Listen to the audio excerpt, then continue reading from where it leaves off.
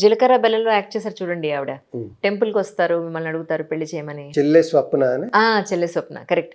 నాకు నిన్న ఇన్స్టాగ్రామ్లో ఒక రీల్ వచ్చింది. నేను దగ్గర దగ్గర 30 ఏళ్ళుగా ఫిల్మ్ ఇండస్ట్రీలో ఉన్నాను, అవకాశాలు రావడం లేదు. అలాంటి అంత బాధలో ఉన్న అమ్మాయి మీరు. ఐ థింక్ నేను రెండు షార్ట్ ఫిల్మ్స్ చూసాను మీ దాంట్లో. ఒకటేమో లవ్ మ్యారేజ్ చేసుకుంటుంది ఆ అమ్మాయి, మీరు గొప్ప సినిమా అది, పసుపు కుంకుమ. పసుపు కుంకుమ. జీలకర్ర బెల్లంలో మీరు అవకాశం ఇచ్చారు. నాకు అదే అనిపించింది నిజంగా. విశామరాట్లో వేషం వేసింది, మంచి వేషం అమ్మాయి, అద్భుతమైన వేషం. Okay okay. ఇంకో సినిమా కూడా, మొత్తం 4 సినిమాలు. ఎలా పట్టారు మీరు అమ్మాయిని? యాక్చువల్లీ ఆ అమ్మాయిని నాకు విజయవాడ కేంద్రంగా నేను చేసేవాడిని. అక్కడ ప్రసాద్ అని నాకు మిత్రుడు. ఆర్టిస్టులు అవి నాకు స్టేజ్ ఆర్టిస్టులు వాళ్ళు కావాలనుకున్నప్పుడు ఆవిడ అట్లాగా కనెక్ట్ అయింది.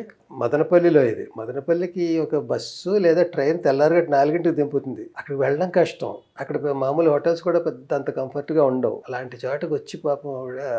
ఏమిటి లొకేషన్స్ మీరే వెళ్ళి వెతుక్కున్నారా ఏంటి? అవును, వెళ్ళాలి కదా మరి. మీరే పెడతారా?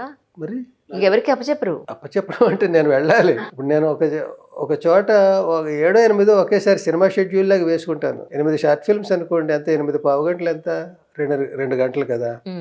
2 గంటలు పెద్ద సినిమా, 2 గంటలు కదా. నేను షెడ్యూల్ వేసి వెళ్తే ఓ పెద్ద సినిమా షూట్ చేసుకొచ్చినట్టే.